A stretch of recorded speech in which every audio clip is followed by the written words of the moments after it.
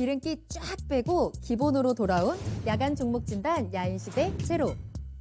야인들과 함께하는 야한 진단 참여 방법. 첫 번째, PC로 하는 게시판 참여. tv.이토마토.com 홈페이지 들어오셔서 아자아자 게시판에 글을 남겨주세요. 두 번째, 모바일 참여. 모바일 어플리케이션 증권통을 다운받아 증권통 TV에 들어가서 아자아자의 글을 남겨주세요. 야인시대 제로는 유튜브로도 실시간 참여가 가능합니다. 유튜브 검색창에 토마토 TV를 입력하세요. 실시간 스트리밍으로 직접 방송을 보실 수도 있고 종목 진단도 가능합니다. 좋아요와 구독은 필수! 야인들과 함께하는 야인시대 제로, 지금 시작합니다.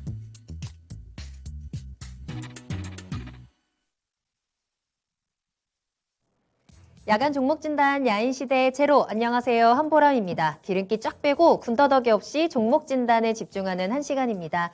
매일 저녁 9시부터 10시까지 여러분들 궁금하신 종목에 대해서 빠르고 정확한 진단 도와드리는 시간입니다.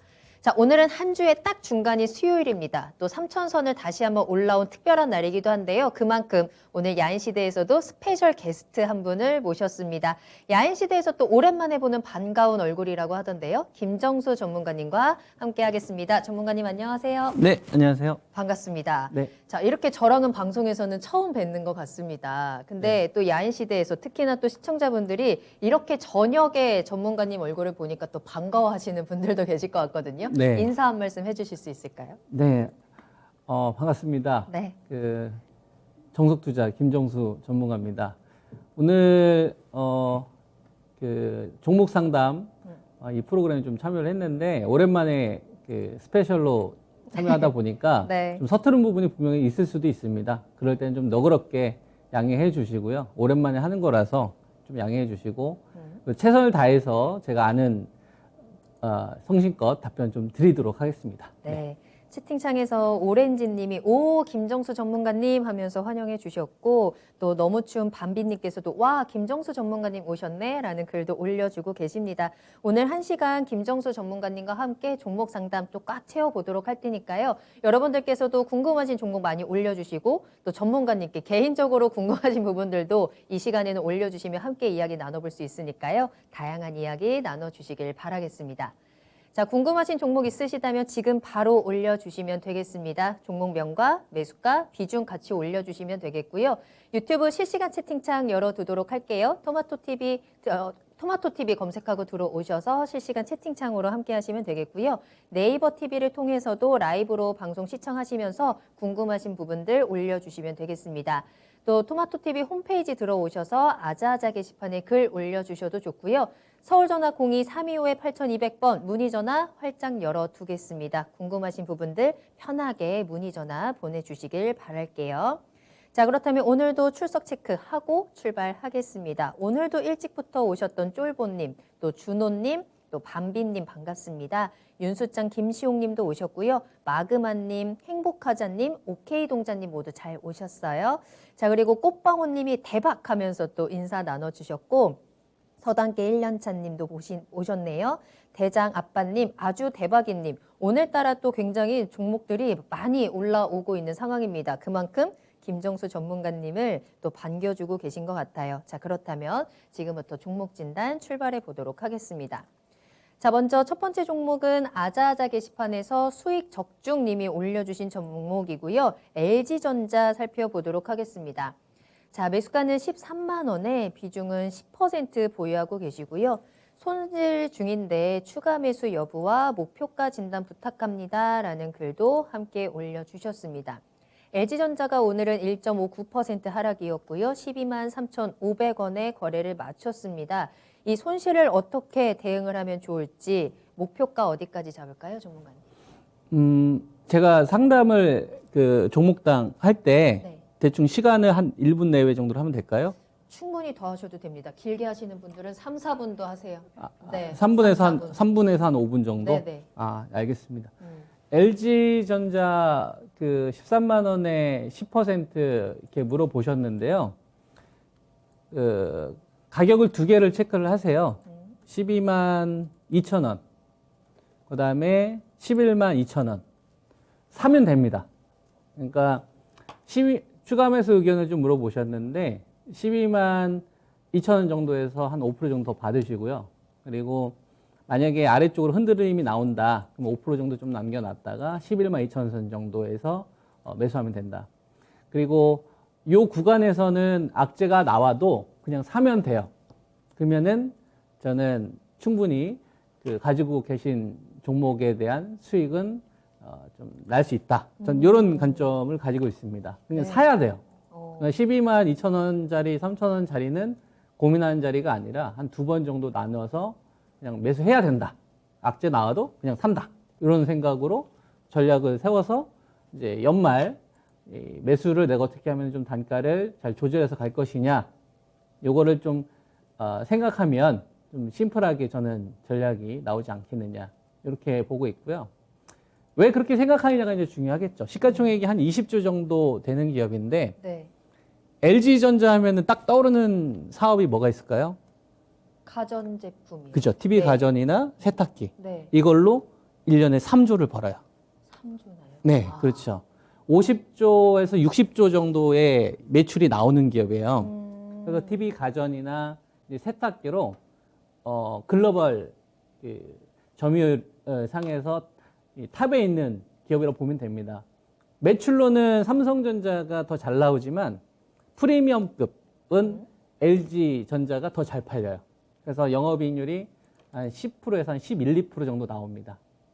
근데 TV 가전 관련된 사업으로 인해서 3조를 버는데 2016년도나 2017년도 실적을 보게 되면 영업이익이 1조 3천억, 2조 5천억 정도밖에 안 나왔어요. 그래요?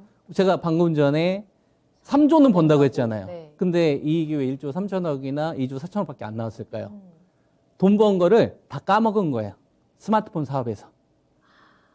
그래서 이걸 칼을 댄 게 중요한 겁니다. 아픈 손가락이었죠. 그렇죠. 네. 그래서 이 칼을 대기까지가 시간이 오래 걸렸다가 이번에 이제 대표 그 회장님 네. 바뀌면서 칼을 댄 거죠. 그래서 LG전자한테 이 스마트폰 사업 매각에 대한 거는 레벨업이 좀 되는 부분이라고 보는 겁니다. 왜냐하면 3조씩을 꾸준히 버는 기업인데 여기서 큰 5천은 없거든요. 큰 5천은 없는데 돈을 벌면 항상 스마트폰 사업에서 적자를 기록을 하다 보니까 영업이익률이 한 2%, 3%밖에 떨어지는 거죠. 여기 칼을 댄 거예요. 이래서는 안 되겠다. 그래서 스마트폰 사업이 아깝지만 요거를 과감하게 좀 버리고 체질 개선을 좀 해야 되겠다라는 변화를 두기 시작을 한 게 작년도 후반부터 진행을 한 겁니다. 그러면 TV 가전만 남잖아요. 그러면은 새로운 성장 동력이 필요하잖아요. 그래서 새로운 성장 동력을 리더로서 가는 게 아니라 주로서 가는 게 아니라 부로서 가려고 합니다. 예를 들면 자율주행을 주도하는 게 아니라 거기에 편승하려고 하는 전략으로 가는 거죠. 예를 들면 테슬라 또는 뭐 애플카 이런 거 나오잖아요. 네네. 요거는 애플 같은 경우는 시가총액이 3,000조가 넘습니다. 테슬라 같은 경우는 시가총액이 1,200조가 넘고요. 그러면은 삼성전자하고 비교를 해보면 삼성전자보다 테슬라만 하더라도 2배가 더 큰 기업이고, 그 다음에 애플 같은 경우도 뭐 비교도 할 수 없지만 크잖아요. 그러니까 그렇게 큰 기업들이 자율주행 쪽으로 가겠다라고 방향을 결정을 한 거예요. 그러니까 현대차나 기아는 주도를 못 하는 거예요. 그러니까 LG전자가 여기서 전략을 잘 세운 게 아깝지만 스마트폰 사업을 매각을 하고 철수를 하고 TV 가전 사업 잘하고 있는데 우리는 자율주행 쪽으로 우리는 모터 만드는 기술이 뛰어나니까 여기 그냥 편승하자. 마진이 좀 적더라도 이런 사업들을 5, 6년 전부터 좀 진행을 좀 하기 시작을 했죠. 그러면서 이제 그 캐나다 마그나하고 이제 합작사를 설립을 하면서부터 실질적인 이제 매출이 증가할 수 있는 구조로 갔기 때문에 방금 전에 제가 이 LG전자에 대해서 그런 이야기를 해드렸습니다. 추가 매수를 해도 될까요? 네. 아니면 목표치를 얼마 정도 설정할까요? 이렇게 물어보셨잖아요. 그때 제가 12만 2천 원 이야기 해드렸었잖아요. 이건 뭐냐면 아픈 손가락이 있었을 때의 밸류예요. 아픈 손가락이 있었을 때. 그러니까 TV 가전으로 인해서 잘하더라도 스마트폰 사업에서 적자를 허덕이니까 요거 있었을 때하고 지금은 없었을 때잖아요. 이걸 버렸잖아요. 근데 같은 수준의 밸류에서 거래되고 있으니까 이건 사야 된다라고 저는 이야기를 하는 거죠. 그러니까 이건 사야 되는 거야. 고민할 필요가 없는 거예요. 근데 주식시장에는 이런 경우가 있습니다. 돈이 넘치는 구간이 아니라 돈이 축소되는 구간이라고 한다면 기업의 가치가 10만 원이라고 하더라도 7만 원이나 6만 원까지 빠질 수가 있어요. 왜냐하면 유동성이 축소가 되고 또는 반대 매매가 나올 수 있고 악의적인 레포트가 나올 수가 있는 거죠. 하지만 냅두면 10만 원을 회복을 해주는 겁니다. 정상 밸류가 나오기 시작을 하면. 지금은 그러한 여건으로 가고 있기 때문에 사면 돼요. 12만 2천 원 전후로 해서 한 5% 정도 사시고 아래쪽으로 흔들림이 좀 나올 수도 있지 않습니까? 그랬을 때 11만 2천 원 더 받는 거예요. 그리고 나는 13만 원까지 팔지 말아야지. 이 생각으로 연말 연초 전략을 가져가시면 되지 않을까. 이렇게 좀 상담을 해드리겠습니다. 네. 자, LG전자에 대한 진단으로 오늘 야한 진단 출발을 했습니다. LG전자가 이 아픈 손가락을 떼어내고 내가 더 잘할 수 있는 것에 집중하자라는 전략으로 지금 사업을 이어가고 있는데요. 때문에 앞으로의 LG전자의 성장성 그리고 주가의 상승에 대한 가능성도 조금 더 높게 볼 수 있을 것 같습니다. 지금 12만 원대에서 멈춰 있는 상황인데요. 오늘 12만 3,500원 더 내려갈 경우에 추가 매수 충분히 가능하다라는 진단 도와드렸어요. 가격적인 부분으로는 12만 2천 원 또 11만 2천 원에서 추가 매수 타이밍 그리고 계속해서 모아가도 되겠다라는 진단도 함께 도와드렸고요. 지금의 이 멈춰 있는 부분들 하락을 겁내지 말고 한번 매수 타이밍 잘 잡아보시고 계속해서 수익 챙겨가시길 바라겠습니다. LG전자에 대한 진단까지 도와드렸고요.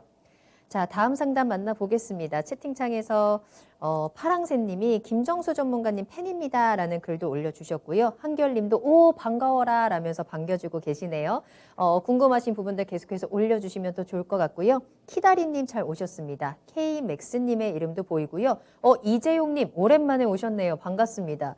한 지난해 굉장히 자주 보였던 이름인 것 같은데 오랜만에 또 이 시간에 찾아오셨네요. 잘 오셨어요. 종목도 올려주시길 바랄게요. 여름이 오면님, 달콤러버님도 보라맨커님 반갑습니다 라면서 종목 올려주고 계신데 오늘 종목 채택이 될 수 있을지 한번 저도 같이 기대를 해보도록 할게요. 자, 다음 상담 만나볼까요? 이번에는 유튜브에 올려주신 종목 살펴보겠습니다. 대장 아빠님이 DNF 가지고 계시다고 해요. 김정수 전문가님을 제일 좋아합니다 라면서 올려주신 종목이고요. 자, 매수가는 24,500원, 비중은 30% 보유하고 계세요. 향후에 DDR5 소재로서 좋다고는 하는데요. 추매 시점 궁금하고요. 대응 방법 꼭 좀 알려주세요 라는 글도 함께 올려주셨습니다. 자, DNF 오늘은 2만 원에서 거래를 마쳤네요. 2만 150원이 종가였고요. 2만 4천 원대에 매수를 하셨으면 그 이후로는 조금 답답하다라는 흐름도 지켜보셨을 것 같아요. 계속해서 하락하는 모습들 또 박스권에서 등락을 오가고 있는 종목이기도 합니다. 자, 이 하락을 나는 어떻게 대응을 해야 되는지 이 DDR5 소재에 대한 모멘텀은 어떻게 가져가면 좋은지 대응 방법 체크해 볼까요? DNF는 별로입니다.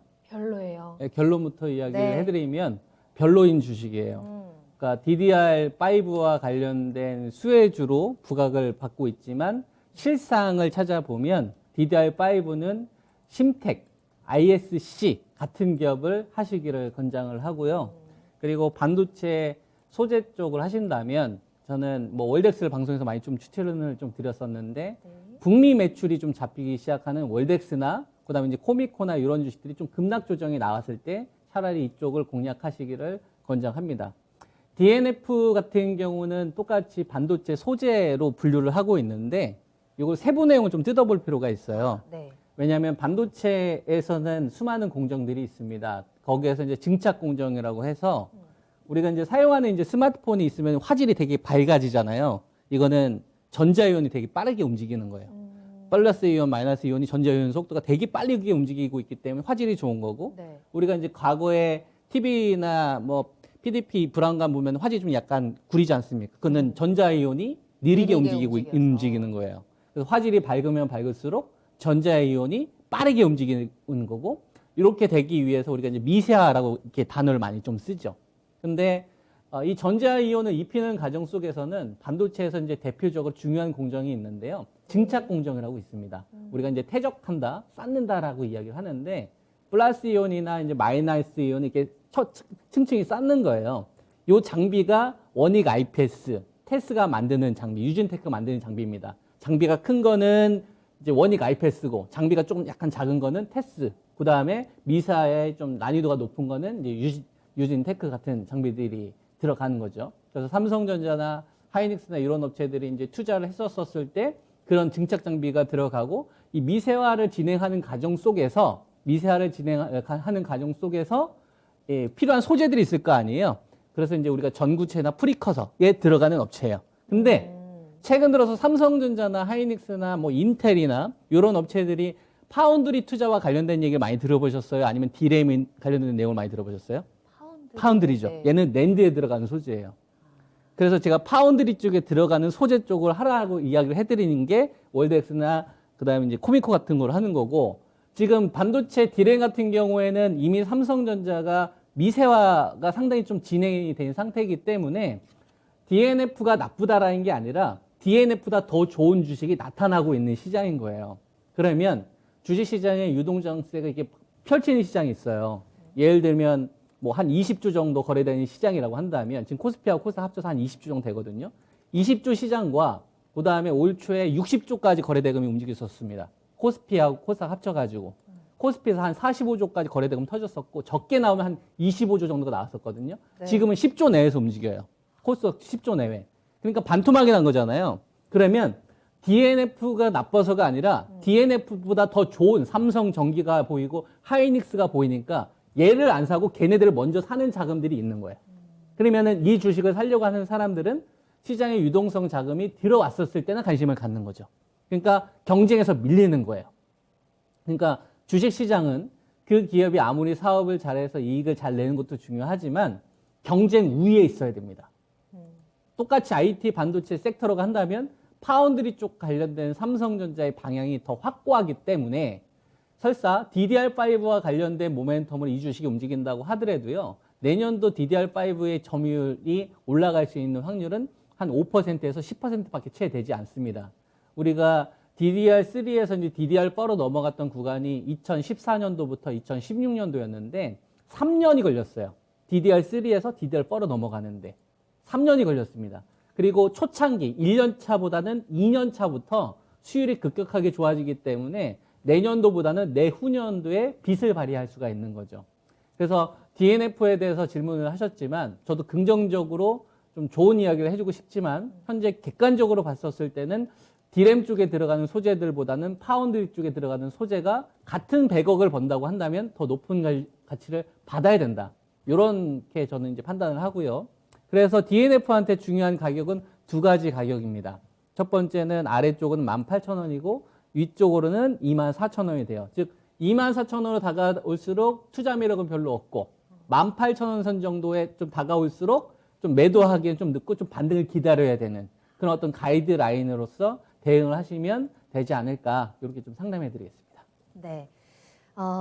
DNF 대장아빠님이 올려주신 종목인데 김정수 전문가님 제일 좋아합니다 라면서 올려주셨는데 현재 이 대장아빠님께 DNF는 제일 좋은 종목은 아닐 것 같습니다. 이 앞으로 업황에 대한 부분들 또 이 DDR5에 대한 부분들 조금 더 내면의 깊은 부분들 함께 분석을 해드렸고요. 중요한 가격 기준선 꼭 체크하시길 바라겠습니다. 18,000원과 24,000원 꼭 기억해 두시고 그 사이에서 대응을 좀 잘 해보셔야 될 것 같아요. 참고해 보시길 바라겠습니다. 자, 오늘 김정수 전문가님이 오랜만에 오셔서 그런지 정말 이 스페셜 게스트를 향한 환영의 글들이 굉장히 많이 올라오고 계시는데요. 자, 일단은 최장군님이 이토마토의 묵은지 무사 김정수라고 올려주셨는데, 자, 전문가님 이 묵은지라는 닉네임 마음에 드시나요? 저희 다양한 닉네임들이 있거든요. 요정도 계시고 혼장님도 계세요. 전문가님은 묵은지. 묵은지. 네. 뭐 괜찮은가요? 괜찮은 것 같아요. 좀 아주 정감 있는 속이, 것 같고. 그렇죠. 정감도 있고 속이 또 그렇게 아주 알차게 익은 묵은지, 또 그런 전 진단도 함께 도와드리고 있으니까 함께 해보시길 바라겠습니다. 오늘 처음 뵙는데 김정수 전문가님 이제 저에게는 묵은지로 기억이 될 것 같네요. 자, 그렇다면 우리 김정수 전문가님께 다음 종목 한번 상담 받아보도록 하겠습니다. 자, 쫄보님의 종목이고요. SNS텍 살펴볼까요? 자, 매수가는 35,800원에 비중은 2% 보유하고 계십니다. SNS택으로 4번 수익을 챙겼는데 이번에 다시 잡았습니다. 이번에는 조금 더 계속 가지고 가볼까 하는데 어떨까요? 라는 질문 올려주셨습니다. SNS택이 오늘은 3% 넘는 하락세가 나오기는 했습니다. 35,250원에 거래를 마쳤고 오늘 아마 들어가신 것 같아요. 쫄보님이요. 최근에 계속 이 종목 저 종목을 1%씩 들어가고 계신 상황이에요. 오늘은 SNS택을 또 2%를 잡으셨습니다. 이 종목 이미 나에게 4번이나 수익을 줬던 종목이라서 이번에는 조금 더 길게 가져가면서 수익을 조금 더 챙겨볼까라는 생각도 가지고 계신 것 같은데요. SNS택에 대해서는 어떻게 진단하세요? 네, SNS텍 같은 경우는 현재 시가총액하고 매출을 한번 보면 네. 이 기업에 대해서 좀 이야기가 쉬울 것 같아서 이게 화면이 잘 보일지 모르겠어요. 네. 시가총액이 7,500억 정도 되는 기업이에요. 시가총액이 7,500억 정도 되면 작은 기업은 아니잖아요. 네. 근데 매출이 올해 1,000억 정도밖에 안 나와요. 이 컨센이. 네. 그리고 작년도에는 874억, 1,000억도 매출이 나오지 않는 기업이 7,500억에 거래되고 있는, 덩치 되게 크죠. 그러네요. 그리고 영업이익은 한 100억대에서 한 131억 정도 버는 기업입니다. 근데 영업이익률도 뭐 보통 이 정도의 높은 밸류라고 한다면 영업이익률이 한 25%나 막 30% 정도 기록을 해야 되거든요. 그래야지 이렇게 적은 이익을 버는 것 때문에 시총이 높게 거래되고 있는 거잖아요. 네. 그래서 요 기업이 이제 고평가다라고 이제 생각을 할 겁니다. 근데 이건 고평가라고 저는 생각하지 않고 저평가라고 저는 오히려 생각을 하거든요. 그러니까 이렇게 비싸게 거래돼야 되는 게 당연한 기업이다라고 저는 생각을 해요. SNS택은 그러니까 1년 매출이 1,000억밖에 되지 않고 110억, 120억 버는 기업이 시가총액이 7,500억 되는 게 말이나 되느냐? 말이 된다. 말이 돼야 된다라고 저는 생각을 합니다. 왜 그러냐면 이 기업은 2019년도 7월 전과 7월 이후는 달라지는 기업이 됐어요. 요거를 제가 좀 각오를 한번 가보도록 하면 그래서 이 기업한테는 뭐가 되게 중요하냐면 이때가 중요하죠. 이때가 7월 달입니다. 이때 7월 달. 혹시 2019년도 7월 달에 좀 큼지막한 그 사건들이 있었거든요. 혹시 기억나는 거 있으세요? 7월이요? 예? 2019년도 7월. 네, 2019년도 7월 달에. 사실 어제 일도 잘 기억이 안 아, 나는데. 그래요? 혹시 네. 그 일본 힌트. 아베 정권의 수출 규제 이거 혹시 들어보셨습니까? 맞아요. 네. 그죠? 수출 규제 있었어요. 때문에 우리나라가 뭐 난리가 났었잖아요. 맞아요. 그죠? 뭐 아베가 좀 목리 부려서 우리나라 기업들 되게 위험하게 생각했었잖아요. 요거를 알아야 되는데 네. 수출 규제 사건 딱 되고 나서부터 뜬 기업이 있어요. SNS텍, 종목인가요? 솔브레인 이런 기업들이 뜨기 시작을 했죠. 국산화와 관련된 업체들.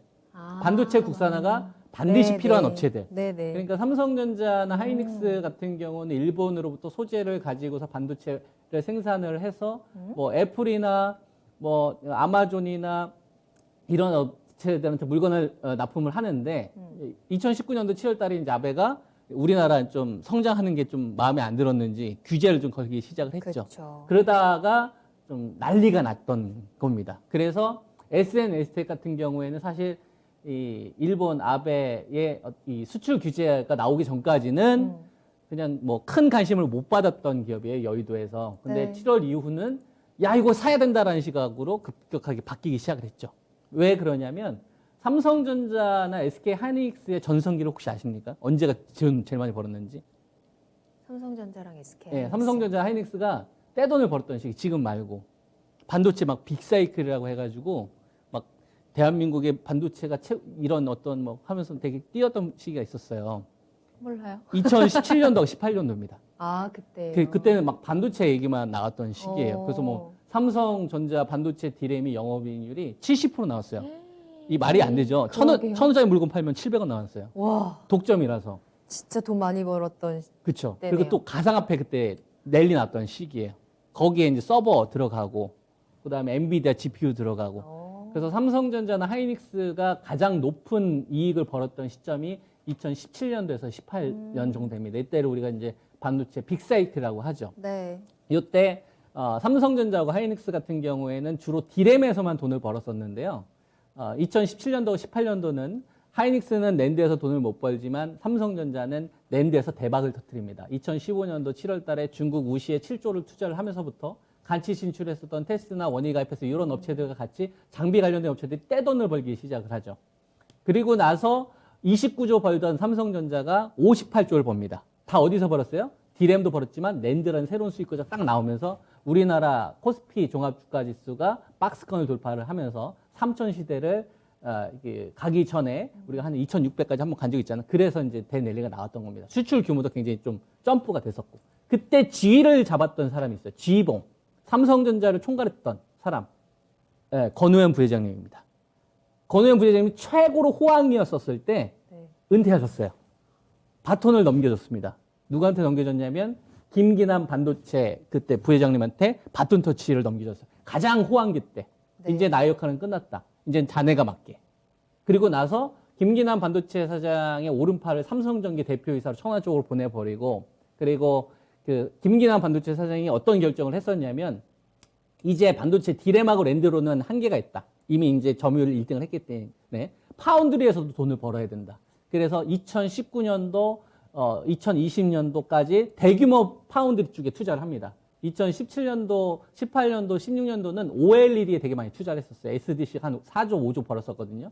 OLED, 중저가 OLED 벌었었는데 2019년도나 2020년도는 파운드리 막 투자를 해서 삼성전자가 디램에서만 돈을 버는 게 아니라 비메모리 쪽에서 돈을 벌어야겠다라는 프로젝트를 과감하게 진행을 합니다. 그러다가 뭐가 발생이 된 거예요? 수출 규제가 돼버린 거예요. 돈은 왕창 20조 넘게 쏟아부었는데 소재를 못 구하게 돼버리는 문제가 발생이 되는 거죠. 그러면 우리가 작년에 코로나를 딱 겪었어요. 네. 그러면 이게 한번 너무 크게 와닿으면 그 다음에 사람이 어떻게 됩니까? 조심하게 되잖아요. 그러니까 삼성전자 입장에서도 파운드리 쪽으로 대규모 투자를 해서 완전 초격차로 가고 따라잡으려고 했는데 일본이 딴지를 거버려버리니까 주변에 있는 업체들 어떻게 해야 되겠어요? 챙기기 시작해야 되는 거야. 내가 나 혼자만 잘해서는 안 되겠구나. 관련된 기술력을 가지고 있는 업체들 키워야 되겠구나. 그래서 지분 투자를 하기 시작합니다.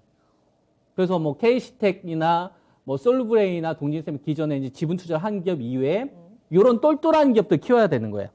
SNS텍이 뭐냐면 블랭크마스라고 해서 EUV 장비라고 있습니다. 네덜란드 ASML을 만든 게 있는데 이게 되게 비싸요. 한 2,000원씩 되는데 거기에 들어가는 이제 관련된 소재예요.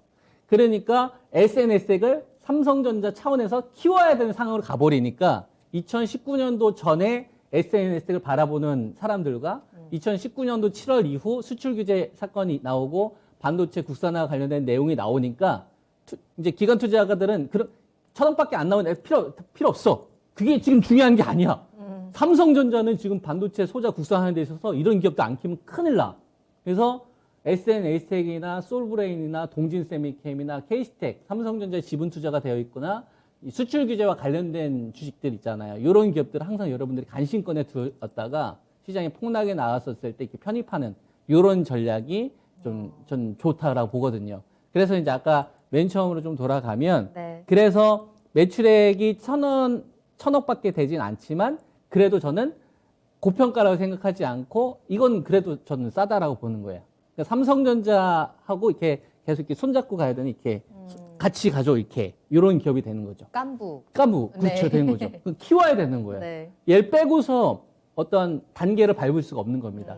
그래서 전 SNS에 대한 중장기 전망에 대해서 굉장히 긍정적인 관점을 그래서 가지고 있는 거고 지금은 뭐냐면 쉬는 거죠. 그동안 너무 달렸잖아요. 우리가 뭐 그 100m 달리기 하는 거하고 마라톤 하는 거하고 초반에 러쉬를 100m는 할 수 있지만 마라톤 못 하지 않습니까?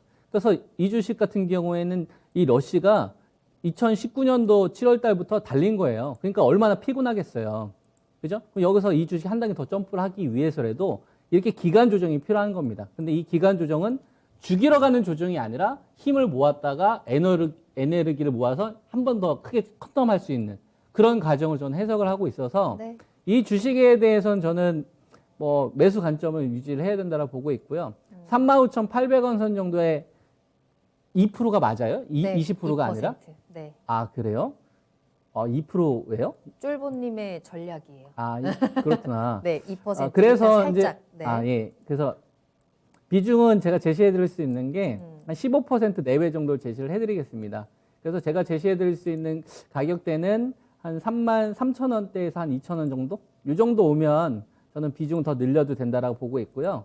대신 단기적인 어떤 흐름 같은 경우는 조금 부진할 수 있지만 중장기적으로 조정이 나올 때마다 공략해도 되는 전 대표적인 주식이라고 생각을 해서 중장기적으로는 긍정 의견 드리고 단기적으로는 약간 매물소화 정도 나올 수 있으니까 분할 매수를 한 2번 정도 나눠 사시기를 권장하겠습니다. 네. 정말 이 삼성전자와 관련해서 옛날 이야기 듣는 기분이었는데요. 자, 삼성전자의 깐부 SNS택이다라고 정리를 할 수 있을 것 같습니다. 앞으로의 긍정적인 전망들에 대해서 체크를 해주셨고요. 지금 잠깐 숨고르게 하고 다시 한번 또 강하게 달릴 수 있는 가능성 열려 있다는 점 때문에 SNS택은 보유 의견 드렸고요. 15%까지 비중을 늘려도 괜찮겠다라는 진단도 확인해 보시길 바라겠습니다. SNS택까지 진단 도와드렸어요. 자, 다음 상담 만나볼까요? 계속해서 오늘 김정수 전문가님과 함께 종목 진단 이어가고 있습니다. 궁금하신 종목 있으시다면 지금 바로 올려주시면 되겠고요. 종목명과 매수가 비중 올려주시길 바라겠습니다. 이런 점이 궁금합니다라는 부분들도 구체적으로 올려주시면 좋고요. 나는 이 종목이 사고 싶습니다. 어떨까요? 하는 매수 문의도 받고 있으니까요. 주저하지 마시고 함께 하시길 바라겠습니다. 유튜브와 네이버 TV를 통해서 실시간 채팅으로 함께 하실 수 있고요. 토마토 TV 홈페이지 아자아자 게시판도 열어두겠습니다. 또 전화 상담 언제든지 환영입니다. 서울 전화 02-325-8200번으로 문의 전화 주시기 바랍니다. 자, 다음 상담 만나볼까요? 이번에는 유튜브에서 한서님이 올려주신 종목이고요. HFR 보겠습니다. 매수가가 35,500원에 30% 보유하고 계신 종목이에요. HFR이 최근에 흐름이 굉장히 좋았잖아요. 10월부터 갑자기 급등세 나오기 시작하면서 뭐 17,000원 선에서 35,000원까지 2배, 2달 동안 거의 2배 뛰었습니다. 한서원님께서는 1년 동안이나 물려있던 종목이라고 하세요. 굉장히 오랫동안 마음고생을 하셨을 텐데 요즘에 본전까지 왔는데 워낙 5G가 강한 것 같아서 팔지 않고 들고 있는 종목입니다. 자, 그런데 오늘 급락이 나왔거든요. 어떻게 대응을 해야 되는 건지 궁금합니다. 라는 질문 올려주셨는데, 네. 앞서 말씀드린 대로 2달 동안 굉장히 강한 상승세 보여주다가 오늘 9%대 하락이 나왔습니다. 그러면서 31,750원에 거래를 마쳤고 시청자님 본전 터치한 이후로 갑자기 또 이렇게 급락이 나오니까 좀 불안하다라는 마음도 가지고 계실 것 같습니다. 자, 오늘의 급락 걱정을 해야 되는 건지 이제 진짜 1년 만에 본전 찾았거든요. 네. 어떻게 대응을 할까요? HFR 같은 경우는 27,000원 요 가격에 좀 가까우면 가까울수록 좀 매수 포인트가 좀 나온다라 보면 될 것 같고요. 네. 35,000원 이상권에서는 좀 분할 매도 대응하는 게 지금 현재 구간에서 좀 제가 판단할 수 있는 상황이다. 요 말씀부터 좀 드리겠습니다. HFR 같은 경우에는 이제 SK텔레콤 쪽에서 일하셨던 분이 나와가지고 창업한 회사인데 그러다 보니까 주요 납품처가 SK텔레콤 쪽입니다. 근데 최근 들어서 왜 이렇게 시세가 좀 많이 나왔냐면 5G는 2019년도 4월 달로 돌아가야 됩니다. 2019년도 4월 달로 돌아가면 2019년도 2월 달에 하노이 회담이 있었어요. 하노이 회담 결렬되면서 경협주들이 무너지기 시작을 했고 코스피 종합주가지수가 이제 급락하는 구간, 하락 구간으로 넘어가는 구간에 5G가 그때부터 시장은 급락하는데 상승하는 구간으로 전환이 됐던 이 포인트가 있습니다. 그래서 지수하고는 어떻게 보면 좀 거꾸로 갔었던 주식인데 요때 이후부터 이제 시장은 폭락을 하기 시작을 했는데 요때부터 이제 올라가기 시작을 했어요. 이거를 제가 좀 비교를 해드리면 여기 2019년도 한 4월달, 5월달부터 되거든요. 요때 이제 코스피 상황을 한번 좀 보여드리면 코스피 상황을 2019년도 4월달을 보면은 요때로 가서 요때잖아요. 요때가 4월달. 그죠? 여기서부터 지수는 빠지기 시작하잖아요. 그죠? 여기서부터 이제 빠지기 시작을 하는데, 오히려 요때부터는 5G 관련된 들은 급등하기 시작을 합니다. 시장은 급락을 하는데 5G들은 급등을 한다. 그럼 이거는 우리가 어떻게 볼 수 있는 거냐면, 그런 거랑 똑같은 거예요. 8월 달부터 6월 달에서 이제 8월 달에 지수는 고점에서 갇혀져 있는데 배터리 관련된 주식 막 급등을 하고 그리고 8월 달부터 반대 매매 나오면서 시장은 빠지는데 막 게임즈 막 급등이 났잖아요. 지수의 영향력은 상대적으로 적은 중형주급 시총 사이즈가 그렇게 크지 않아요. 10조 미만인 주식들이 많았겠죠. 네. 그러니까 지수에는 별 영향이 안 주는 녀석들 쪽으로 자금이 쏠렸던 거죠. 즉 대안주 역할을 했던 겁니다. 시장이 약세 구간이 됐었을 때 대안주로 간택된 종목들에 대한 랠리가 나왔었던 거죠. 그러니까 한우에 해당 결렬되면서 2019년도 보호무역주의가 시작이 됐던 시기니까 트럼프에 의해서 그러니까 경기 민감주들 박살나고 대안이었던 경협주들 같은 경우도 한우에 해당 결렬되면서 코스피하고 코스닥에 대안이 없었던 상황에 5G가 기지국 이거를 시장에서 예상했던 것보다 갑자기 높은 수치를 발표를 하면서부터 통신사들이 대규모 투자를 발표를 해요. 그러니까 이제 기관 투자가들이 타켓을 설정한 거죠. 시장의 대안으로. 그래서 5G가 2019년도 4월 달부터 잘 갔었는데 이게 작년도 2020년도 12월 달에 주파수 경매가 있었습니다. 미국 쪽에서. 그래서 주파수 경매가 주파수 경매 일정이 있었는데 거기서 이제 투자하기로 했었던 이런 업체들이 있었단 말이에요. 뭐 버라이즌을 비롯해서 이런 AT&T 이런 업체들이 코로나 사태가 좀 심각해지니까 투자를 밀어버린 거죠. 그러면은 5G 관련된 업체들은 주가 아니라 부란 말이에요. 산업을 리드하는 게 아니라 전방 업체들이 투자를 해야 그걸 수주 받아서 돈을 버는 기업이다 보니까 코로나 사태가 어느 정도 좀 마무리가 될 거라고 저도 생각을 했는데 생각했던 것보다 너무 길게 가버려서 맞아요. 저도 어떻게 보면 5G 전략이 완전 저는 실패했다고 생각을 하거든요. 이 델타 변이도 나오고 막 이런 게 나오다 보니까 그런 것 때문에 되게 어려움이 있었던 겁니다. 그런데도 불구하고 HFR이 다른 5G에 비해서 급하게 좀 회복이 됐었던 건 뭐냐면 제일 눈에 보여서 그래요. 그러니까 적자에서 흑자로 전환되는 게 제일 눈에 보여서 그래요. 삼성 쪽하고 그다음에 일본 쪽 관련된 매출이 제일 빨리 잡히니까 다른 5G보다 야, 나 먼저 회복할게 이런 시세가 나와버리는 거예요. 즉 작년도 1년 동안은 반대 매매나 이런 물량에 의해서 이 주식들이 계속 약세가 나왔다가 지금은 이제 불확실성이 이제 해소가 되는 측면에 가격 메리트로 올라가는데 더 이상 이제 적자는 안 날 것 같고 흑자로 전환되는 게 눈에 보이기 시작을 하니까 반등이 빨리 나오기 시작을 하는 겁니다. 그럼 이게 점프를 하려면 뭐가 돼야 되죠? 주인공이 돼야 돼요. 그렇죠. 5G가 시장의 주인공이 돼야 돼요. 즉 지금 아까 제가 시장 관련된 이야기를 해드리면서 코스피하고 코스닥 합쳐서 한 20주 정도 거래대금 있다고 했잖아요. 그러면 5G만 사는 흐름들이 나와야 돼요. 근데 반도체도 지금 매수에 좀 들어오고 네. 바이오 제약 같은 게 좀 사는 분위기가 나오니까 5G들이 뭔가 회복을 하더라도 경쟁이 붙는 거예요. 20조 내의 시장에서. 그러니까 HFR이 실적이 예를 들어서 끝내주에 잘 나오면 1,000억 들어갈 게 300억밖에 안 들어가는 거예요. 그러니까 목표치를 어떻게 해서 낮추는 게 지금은 맞는 거죠.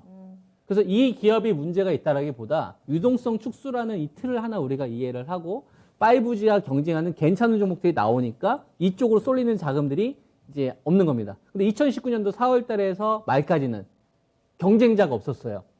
경쟁자가 없으니까 5G 막 몰렸었던 거고 실제로 실적도 좋게 나왔고 근데 지금은 경쟁자들이 너무 좋은 녀석들이 많다 이거죠.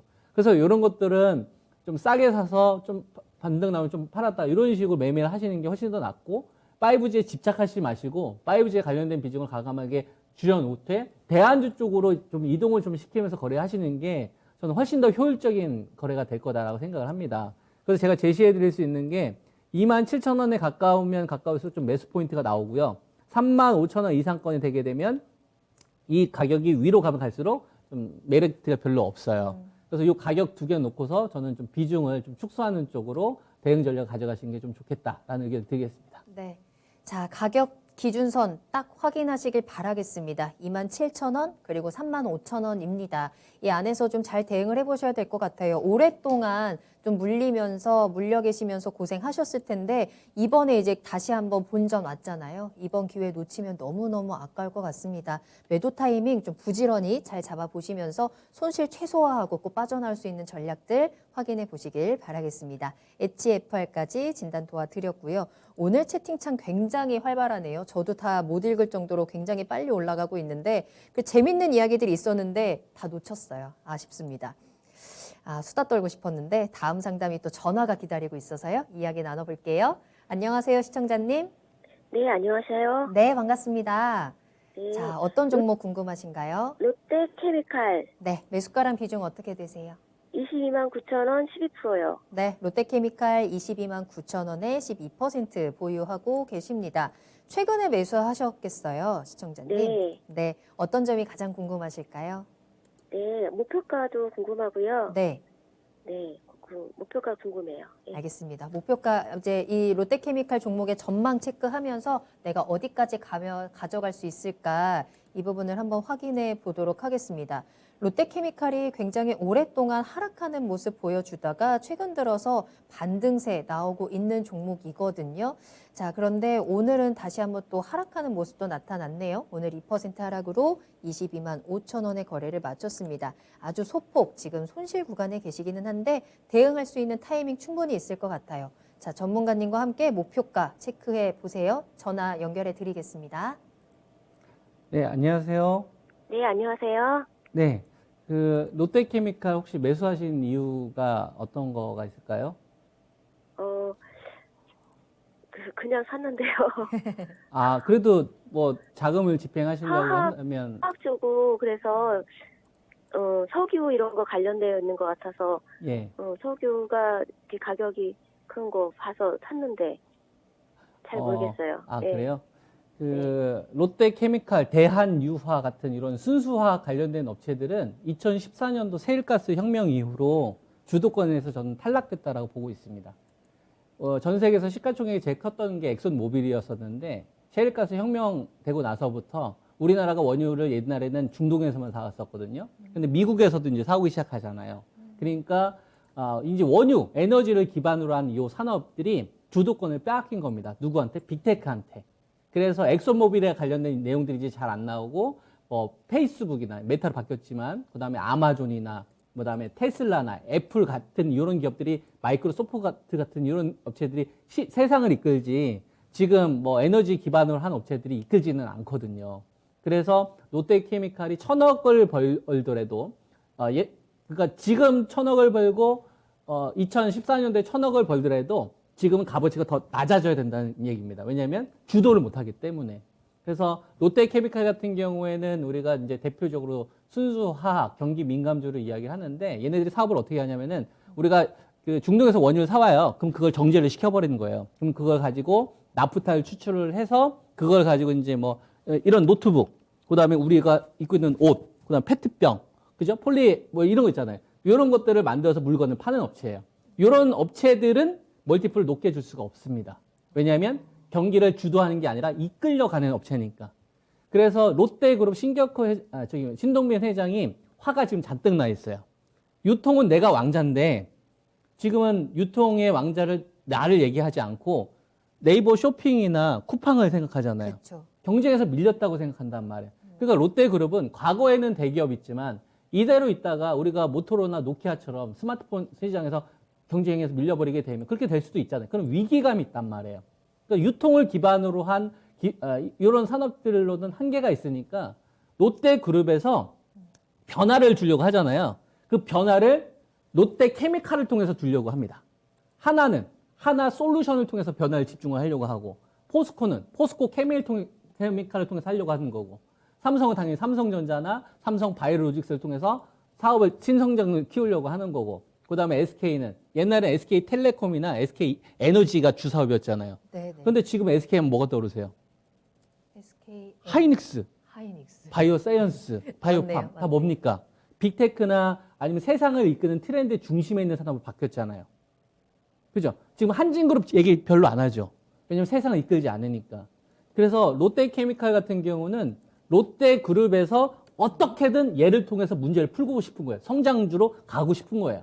그러면 롯데케미칼 같은 경우에는 아까 이제 제가 여러분들에게 화학 관련된 주식인데 얘네들의 매출이 만약에 1조라면 70% 정도가 아까 제가 말씀드렸던 그 순수화 관련된 매출에서 발생이 됩니다. 그러니까 뭐 폴리에틸렌 같은 거, 옷 같은 거, 뭐 페트병 이런 거 있잖아요. 이런 거에 관련된 매출 발생이 돼요. 첨단 소재는 30%밖에 되지 않아요. 그럼 신동빈 회장님은 이거를 역전시키고 싶을까요? 역전시키고 싶지 않을까요? 역전시켜야죠. 역전시켜야만 성장할 거라 생각을 하는 거죠. 네네. 그래서 미국에다가 투자하는 겁니다. 3조를. 롯데케미칼을 통해서. 그러니까 초기에 들어가는 비용이 많이 들겠어요? 안 들겠어요? 많이 들죠. 그러니까 영업이익률이 떨어지고 있는 구간에 작년도까지 고생을 했던 겁니다. 그래서 지금 22만 5천 원을 기준으로 보게 되면 제가 제시해 드릴 수 있는 거는 5만 원대에서 6만 원에 다가오면 다가올수록 기대 수익률은 현저히 떨어진다. 전 매도 관점으로 제시를 해드릴 수 있고 17만 2천 원 선 정도 전 제시해 드릴 수 있는데 17만 2천 원에 가까우면 가까울수록 제가 이제 방금 전에 말씀드렸던 이러한 내용들이 아무리 안 좋아도 사야 됩니다. 그냥 사야 돼요. 악재가 나와도 사야 되는 자리가 되는 거고. 그 다음에 지금 20한 5, 6만 원 정도 오게 되면 일단 비중은 좀 줄여놨다가 또 다시 이렇게 좀 재차 조정이 나왔었을 때 들어가시는 전략이 저는 조금 더 효율적이지 않을까 이렇게 판단을 하고요.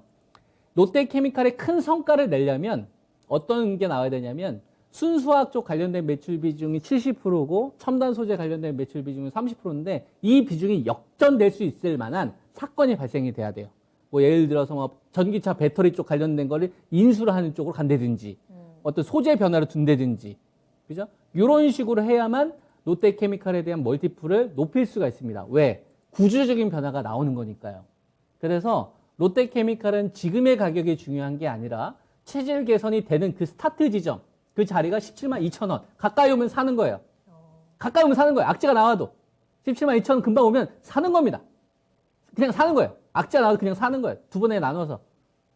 아셨죠? 그 자리는 그냥 순수하게 관련된 매출에 대한 밸류만 있는 거거든.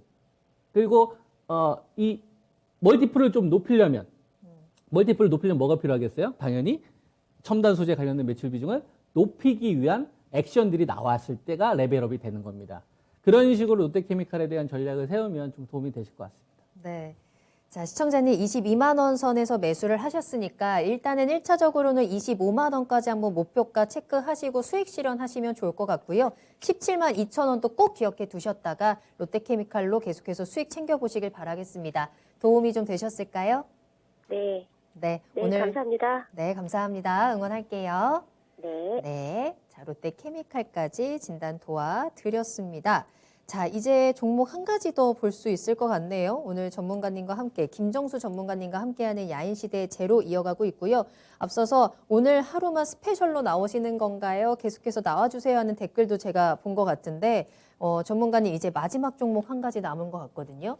앞으로 계속 나오실 수 있나요? 계속 스페셜 게스트로 오랫동안 봤으면 좋겠는데요. 아, 예, 뭐 그거는 제가 PD님하고 얘기를 그런가요? 해서 답변을 드리도록 하겠습니다. 알겠습니다. 좋은 소식 기다리고 있겠습니다. 자, 종목은요. 잘살잘님께서 제발 정수영님 하면서 올려주신 종목이거든요. DY파워 살펴보도록 할게요. 자, 매수가는 18,200원, 비중은 30% 보유하고 계신 종목입니다.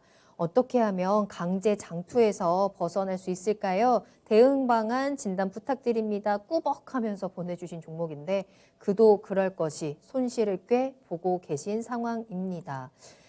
DY파워가 정말 오랫동안 지금 하락하는 모습을 보여주고 있죠. 4월, 5월부터 거의 하반기 내내 지금 흘러내리고 있는 모습이고요. 최근에 들어서는 또 박스권에서 답답한 흐름도 진행이 되고 있습니다. 오늘은 12,850원에 거래를 마친 상황이고요. 아마 강제 장투라고 하시는 거 보니까 이 손절 타이밍 놓치고 어쩔 수 없이 지금 버티고 있는 구간이신 것 같은데 이 DY파워 주가가 아직까지는 그렇게 크게 반응이 나타나거나 특별한 이슈도 보이는 것 같지는 않아서 좀 깝깝하실 것 같아요. 손실을 줄일 수 있는 방법 또는 내가 어떻게 이 손실에서 빠져나올 수 있는 방법 있을까요, 전문가님? 긍정적인 의견은 흑자라는 기업, DY파워가 네. 그나마 흑자라는 이야기를 좀 해드릴 수 있을 것 같고 다행이죠. 일단 흑자 기업이라면 그래도 적어도 유상증자 관련된 리스크가 있지는 않을 테니까 다만 이제 좀 트렌드를 잘 받아야 되겠죠. 네. 근데 이 DI파워 같은 경우는 인프라 관련된 주식이잖아요. 대표적인 경기 민감주지 않습니까? 그렇죠. 그죠? 근데 제가 유동주장 세면 이런 주식들을 사더라도 재미를 좀 볼 수 있어요. 왜냐면은 막 경기 민감주도 가고 성장주도 가고 막 그러니까 돈이 넘치는 시장이니까 그렇죠. 내가 물려도 더 비싸게 사주는 사람들이 있기 때문에 탄탄하다 이겁니다. 근데 지금은 60조에 거래됐던 시장이 지금 20조에서 25조 시장으로 줄어든 구간이에요. 그리고 지금 시장과 관련된 불확실성이 사라진 게 아니라 계속 잠재되어 있습니다. 이 가운데 기업에 대한 종목들이 선별을 해야 되는 작업이에요. 그러면 우리 일반 개인 투자가분들뿐만 아니라 기관들이나 외국인들 바쁘지 않겠습니까? 그렇죠. 그러면 여러분들이 만약에 1조를 운영하는 그 펀드 매니저라고 한다면 기관 투자가라고 한다면 지금 종합주가지에서 경기 민감주가 너무 많이 빠진 것 같아요. 그러면 포스코를 사시겠어요? DI 파이어를 사시겠어요? 포스코를 사죠. 롯데케미칼을 사시겠어요? DI 파이어 사시겠어요? 롯데케미칼을 살 두산 박해앱을 사겠습니까? DI 파이어를 사겠습니까? 두산 현대제철 사시겠으면 이거 사겠. 그러니까 뭐냐면 DI 파워가 사업 영역을 잘 하더라도 이게 유동장세에서는 먹힌다 이거예요. 근데 유동성 축소되는 구간은 DI 파워를 오랫동안 알고 있었던 사람들이 아니라면 처음 거래해 보는 사람들도 있을 거고, 그 다음에 작은 규모가 좀 어느 정도 큰 사람들도 있을 거 아닙니까? 그러면 그런 사람들은 이런 종목을 선택을 할 때 실제로 실적이 좋아도 아까 이제 앵커님한테 제가 말씀드렸던 대로 대중적인 주식을 먼저 산 다음에 그리고 나서 이쪽을 살려고 하겠죠. 그래서 DI 파워와 관련되어서 제가 나쁘다라고 이야기를 하는 게 아니라 현재 시장이 유동성 확대 구간이 아니라 유동성 축소 구간이니까 내가 진짜 경기 민감주 쪽에 대한 타이밍을 잡고서 가려면 차라리 좀 대형주 위주 쪽으로 먼저 하신 다음에 대형주들이 뭐 지켜보다 보면 살아나는 흐름들도 나올 거 아니에요? 그때 해도 저는 늦지 않다라고 생각을 해요. 그러면은 비중을 30% 실어버렸으니까 일단 어떻게 보면은 물이 엎질러진 거죠. 물이 엎질러졌으니까 이 상태를 어떻게 담을 수 있는 상황이 안 된 거예요. 그리고 이랬었을 경우에는 현실을 좀 직시해야 된다고 봅니다. 깔끔하게 인정을 해야 된다. 그래 내가 좀 종목에 대해서 좀 더 좀 신중하게 접근을 했어야 되는데 이런 부분들이 좀 부족해서 이렇게 결과가 나왔네. 그러면은 30%의 비중을 가지고서 끙끙대기보다 처음에 내가 일단 결정을 잘못했으니까 비중 한 절반 정도 좀 덜어놓고 내가 DI 파워보다 좀 기대 수익이 좀 빨리 나올 수 있는 주식이 뭐가 있을까 지금 구간에서 그런 쪽으로 활용하시는 게 저는 조금 더 효율적이겠다라는 말씀 좀 드려서 지금 18,200원의 비중이 30%선 정도 가지고 있는데 반등이 저도 좀 많이 나왔으면 좋겠습니다. 근데 지금 1차적으로 보이는 자리가 15,000원에서 16,000원 정도 반등 목표치가 보이는데 솔직히 좀 자신 없어요. 이게 유동성 축소 구간이다 보니까 네. 기술적으로 보이는 것이지 아까 제가 뭐 종목 상담을 했었을 때 보면 되게 자신 있게 이야기했지 않습니까? 그런 것들은 기반적으로 그 종목을 여러분들이 안 사도요. ETF 자금들이 사요. 추정한 ETF 자금들이 그 추적 오차를 바꾸기 위해서 그냥 기계적으로 들어오거든요. 근데 이런 건 거기에 해당하지 않기 때문에 조심스러운 겁니다. 저도 말씀을 좀 드리기에. 그래서 네. 긍정적인 의견을 좀 드리고 싶은 날 15,000원에서 16,000원 정도까지의 목표치가 좀 나오기는 하지만 솔직히 좀 자신은 없다. 근데 반등이 나온다고 한다면 비중을 좀 축소를 하셨다가 아까 좀 대형주 쪽으로 좀 교체하시는 쪽으로 의견을 좀 드리겠습니다. 그리고 지금 자리에서 매도하는 거는 좀 타이밍적으로 좀 늦었다라고 좀 보고 있기 때문에 반등 구간을 이용을 해서 좀 전략을 세우시는 게 지금 제일 현명하지 않을까 이런 말씀 좀 드리겠습니다. 네. 자, DY 파워 아쉬움을 인정하고 그 안에서 배우고 새로운 종목으로 수익을 채워보자. 라고 정리를 할 수 있을 것 같고요. 때문에 DY 파워 반등 시 매도 의견 드렸습니다. 마음이 좀 아프시겠지만 또 결단력이 필요한 순간인 것 같아요. 잘 대응해 보시길 바라겠습니다. 자, 오늘 이렇게 오늘의 스페셜 게스트 김정수 전문가님과 함께 1시간 꽉 채워서 달려왔습니다. 그 어느 때보다 정말 풍성한 시간이었던 것 같은데 앞서서 묵은지 전문가님이라는 별명이 있었는데 왜 묵은지인지 알 것 같습니다. 그동안 이 기업이라든지 종목에 대한 묵은 이야기들을 다 전해주시는 것 같아요. 저도 옆에서 오늘 들으면서 그만큼 또 많이 배울 수 있었던 시간인 것 같아서 계속해서 야인시대에서 또 자주 만날 수 있기를 기대해 보겠습니다. 자, 그럼 오늘 종목 진단 도와주신 김정수 전문가님과는 여기서 먼저 인사드릴게요. 오늘 감사합니다. 네, 감사합니다. 네, 오늘 저희가 방송에서 전해드린 내용은 단순 정보일 뿐 해당 종목의 가치 상승과 하락을 보장하지 않습니다. 투자는 투자자 본인의 책임과 판단에 따라서 이루어져야 한다는 점 다시 한번 유의해 주시길 바라겠습니다. 자, 오늘도 모두 고생 많으셨고요. 내일은 선물 옵션 동시 만기일입니다. 그 변동성에 또 잘 대응하시고 대비하시고 내일 이 시간에 다시 만나도록 할게요. 시청해 주신 여러분 고맙습니다.